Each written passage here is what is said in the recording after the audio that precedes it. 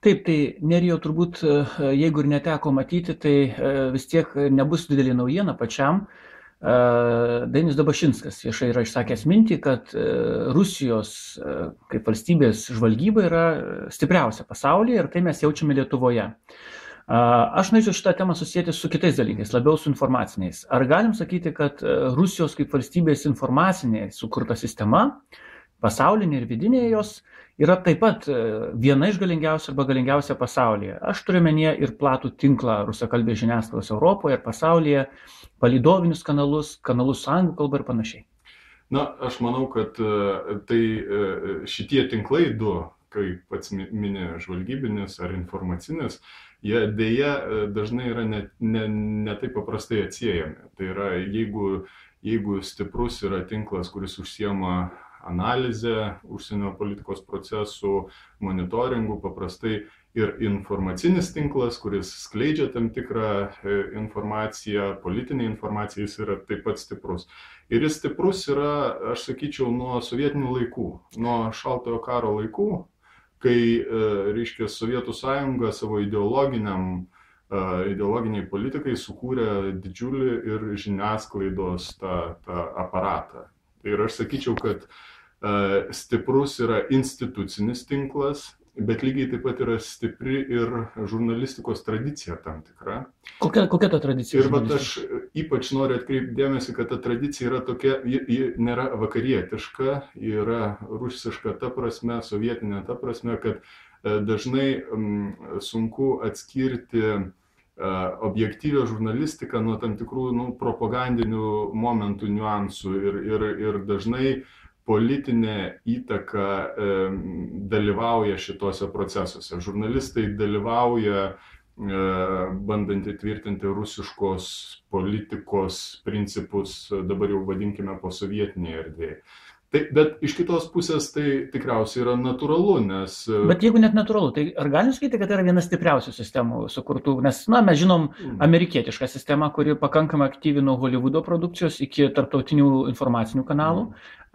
Jungtinės karalystės sistema, vienaip ar kitaip ir su BBC tinklu yra vienas didesnių, ir Rusija tam trejetuke yra, ar kažkur arčiau vienetojo? Aš manau, kad jeigu mes laikytume amerikietišką sistemą tokia globalia, tai rusiška sistema nėra globaliai stipri. Aš sakyčiau, jinai yra daugiau regioninė. Ir regioninė prasme labai stipri. O tas regionas yra dėja ten, kur ir mes esam, posovietinis regionas. Tai šita prasme čia rusiška sistema yra iš tikro stipri. Ir aš sakyčiau, kad galima net lyginti amerikietišką ir rusišką sistemas, ta prasme, kad rusiška žiniasklaidos sistema bando kopijuoti tam tikrus vakarietiškos žiniasklaidos verslo principus. Tai yra, aš vadinčiau tą tokią masių ekonomiją žiniasklaidoje. Kai tu pagamini tam tikrą produktą, žiniasklaidos produktą, ir tu jį paprasčiausia, kuo įmanoma pigesnė kaina, eksportuoji į kitas visuomenės, kurios lygiai taip pat supranta rusų kalbą, lygiai taip pat supranta tam tikrus kultūrinius simbolius, ir tu ten gana pigiai gali parduoti tą prekę, tada jinai bus paklausi, ir iš principo tu į tą žiniasklaidos prekę, va čia jau rusišką tradiciją, primaišai tokio politinio prieskonio. Ir šita prasme, matyt, dėl to taip jautriai reaguojame mes Lietuvoje ar kolegos Latvijoje ir Estijoje, kai staiga rusai bando sakyti, tai kokios čia problemos, paprasčiausia, mes užsiemam žiniasklaidos verslu, mes bandome pateikti įdomias kultūrinės programas, populiarią muziką ir panašiai, bet mes žinome, kad su tie dalykai yra labai dažnai politizuoti, dažnai muzikantai atvyksta konkrečiom mums skausmingom datom bet aš manau, kad šita prasme rusiška sistema, jinai yra labai veiksminga posovietiniam regione ir, sakyčiau, patenka tikriausia, ne į trejetuką, bet aš gal sakyčiau į kokį 10-tuką, tai patenka pasaulinių žiniasklaidos sistemų tikrai. O šitos sistemos modelis, na, vis dėlto jisai ir technologiškai pakankamai išvystytas. Pavyzdžiui, man asmeniškai teko kažkada lankytis Kambodžoje ir arti Tailando įlankos vakare įsijungi vieną iš rusiškų tarptautinių kanalų, matyt per palydovą, ir matai nekaltą, atrodo, žurnalistinį tyrimą apie blogos kokybės po avarijų nukentėjusius automobilius iš Amerikos, iš Europos, kuriuos auksarankiai, bet tuo pačiu ir niekšai lietuviai perdaro ir siunčia į Rusiją tokiu būdu, iš esmės žudydami rusų vairuotojus už vairo. Ir žiūri lyg ir reportažą ir tuo pačiu lyg pasijunti, sėdėdamas Kambodžoje, kažkokiam tokiam lyg prieskonių atmieštų politinių.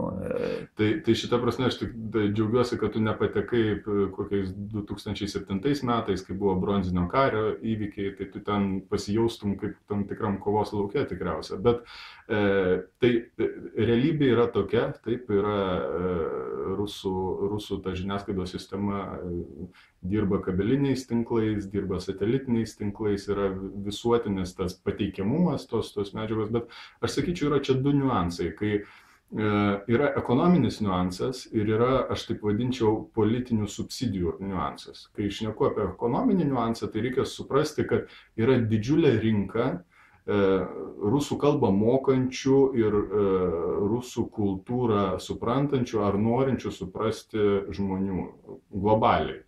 Ir tai yra ir ypač Europoje turbūt. Ir Europoje, tai vat Europoje yra atlikti tyrimai, kur sakoma, kad 6% Europos gyventojų moka rusų kalbą, normaliai ją vartoja. Ir jeigu mes paskaičiuotume nuo viso ES gyventojų skaičiaus, koks tai yra skaičius, 6%, tai mes suprastume, kad tai yra didžiulė rinka. Rinka yra dar didesnė negu visų Baltijos rusakalbių. Tai šita prasme būtų kvaila iš Rusijos pusės neišnaudoti tokio ekonominio potencialo, parduoti tą žiniasklaidą šitai auditorijai. Bet yra kitas niuansas ir jis dėja mums yra labiausiai toks rūpimas, kad egzistuoja tam tikras politinė intencija įtakoti tą žiniasklaidą. Russia Today yra tam tikras ruporas irgi vakarų pasauliui apie Kremliaus politiką ir Kremliaus iniciatyvas. Apie ekonomiką. Apie viską, kas tik tai gražiai atspindi Rusiją vakaruose. Ir šitą prasme aš sakau, kad tai nedaug kas pasikeitė nuo Šaltojo karo laikų. Šaltojo karo metu egzistavo tam tikri gražūs, taip vadinami, glanceriniai žurnalai apie sovietinį gyvenimą, gražios nuotraukos, vakaruose pristatomi tie žurnalai. Atsirado naujos technologijos, televizija, kabeliniai tinklai, interneto projektai. Tas pats principas yra taikomas šiais laikais naujoji technologijoje. Tai ta rusiška žiniasklaidos tradicija, aš sakyčiau, ar žiniasklaidos sistema, politizuota sistema, jinai yra toks mišinys, aš sakyčiau, sovietinio palikimo. Ir šita prasme institucijos, kurios vykdo šitą politiką, žmonės, kurie dirbo tais laikais ir kurie atsineša tam tikrą patirtį. Ir mišinys su šiuolaikiniais vakarietiško žiniasklaidos verslo principais. Ir šiuo atveju galima net išvelgti tam tikrą žiniasklaidos ekspertai šneka apie holivudinį imperializmą, kaip reiškia Holivudas per žiniasklaidos verslo principus užkovoja globalias rinkas. Tai mes galime laikyti posovietinę erdvę tokią mini globalią erdvę Rusijai ir šitie principai lygiai taip pat galioja ir Rusijos žiniasklaidai čionai. Bet yra pokyčiai, kai kurie, pavyzdžiui, jeigu kalbėsime, kad televizija iš esmės yra kaip pramoginė vis dėlto žiniasklaidos rūšis ir mes jau šiek tiek palėtėm kultūrinės tam tikros politikos įtaką. O kaip tada reikėtų vertinti susiliejimą tam tikros amerikietiškos holivudinės mokyklos su rusiškos kultūros ir kinematografijos specialistų produkcija? Štai ir pas mus kino teatruose reklamuoja filmus, kurie jau bendrai gaminami dviejų prodiuserinių, pavyzdžiui, kompanijų, amerikietiškų, rusiškų kartu, bet scenarijus yra toks, kuris tinka iš esmės ir Holivudui ir Rusijai, tai yra kova prieš terorizmą. Arba teroristus konkrečiai, veiksmų filmas. Šiuo atveju aš manau, kad tai puikiai iliustracija to vykstančio globalaus perkrovimo politikos. Daug kas sako, kad perkrovimas yra bandymas, reiškia, išspręsti tam tikrus kitus klausimus ir rasti bendrų sutarimo taškų tarp Amerikos ir Rusijos globalioje politikoje. Tai vat, egzistuoja tam tikri nesutarimai lygiai taip pat ir toj kultūriniai žiniasklaidos politikoje veikloje ir šiuo atveju yra tam tikri nesutarimo taškai, bet egzistuoja ir tam tikri bendros temos, bendri sutarimo taškai ir va čia yra grinai ta reprezentacija tų kovos su terorizmu, tam tikrų Irano, reiškia, grėsmių ir bandymai sutarti šitais klausimais. Tai šiuo atveju čia yra bendra tema, kuri lygiai taip pat yra Holivude ir rusiško kine. Galim sakyti, kad norim ar nenorim, bet iš esmės Lietuvos valstybė įtraukta yra, bet kuriuo atveju tą minėtą šalto karo laikų palikimą, bet iš esmės informacinį karą. Nori ar nenori dalyvauti, bet jeigu vyksta atakos, ar kaip čia pavadinsim, invazijos iš vienos pusės, tai ar mes ginsimės, ar pulsime, bet iš esmės mes dalyvaujam kare. Tai yra akivaizdu, esame paribio valstybė ir ramiai mes niekada komfortiškai nesijausime, nes istorinės temos, šiandieninės politikos temos, jos visada bus žiniasklaidoje, o žiniasklaida šiais laikais yra globali.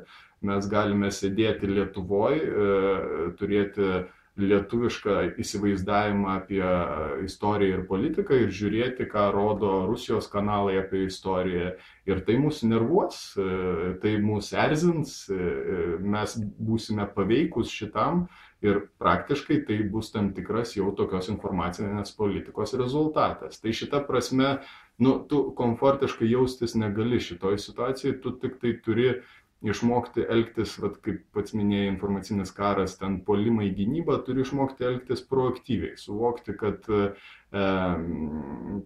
tokios, reiškia, informacinės atakos jos bus, jos egzistuos, tai tu turi paprasčiausiai nusiteikti tam, būti pasiruošęs kažkaip užsimti tam tikrų socialinio imuniteto ugdymu, paruošti visuomenę, žmonės, netaip jautriai reaguoti į šitas temas, nes kitaip bus labai sudėtinga gyventi. Taip tariant, būtent provokacija ir yra, kad pernelyg jautri mūsų auditorijos reakcija ir rodo, kad pasiektas tikslas. Tai būtent apie tai ir šneka. Ir aš visada žaviuosi Suomių patirtim, kurie tą paribio valstybę jau daugelį metų yra, nuo sovietinių laikų susidurdavo su panašiom provokacijom, su politiniam žiniasklaidos, bet per metus, per daugelį dešimtmečių visuomenė išmoko reaguoti į tai, reaguoti adekvačiai. Ta prasme, nepulti,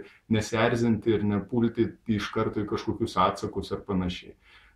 Gyveni su tokiu kaimynu, išmok su juos kažkaip sugyventi. Tai aš manau, kad mums dar reikia keleto dešimtmečių, kad išmoktume matyti panašiai kaip Suomijos visuomenė, reaguoti į tas nuolatinės tokias informacinės atakas.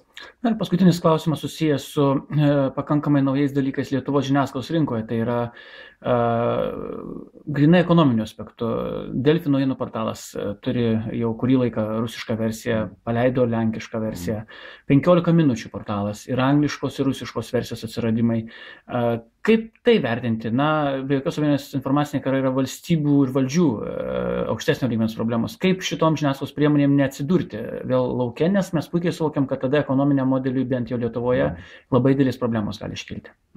Aš tik tai palinkėčiau jiems išlikti ištikimiems žurnalistikos principams ir nepriklausomai kokia kalba naujiena pateikiama, jinai vis tiek turi būti pagaminta pagal žurnalistikos principus, skleidžiama atitinkamai ir vis tik tai turi egzistuoti tas viešas interesas. Ir šita prasme aš tik tai džiaugiuosi, kad atsiranda tokie projektai, nes tai šiuo atveju tai yra mūsų lietuviški ar galima sakyti, kai kuria prasme ir vakarietiški projektai rusų kalba.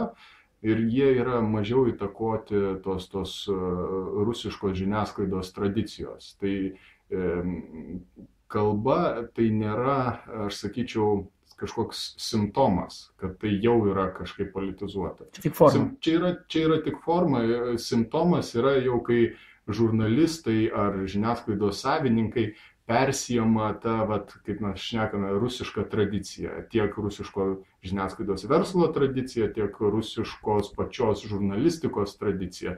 Tai šita prasme aš tik tai palinkėčiau jiems išlikti ištikimiems žurnalistikos principams ir tik tai palinkėti visokiojopos sėkmės.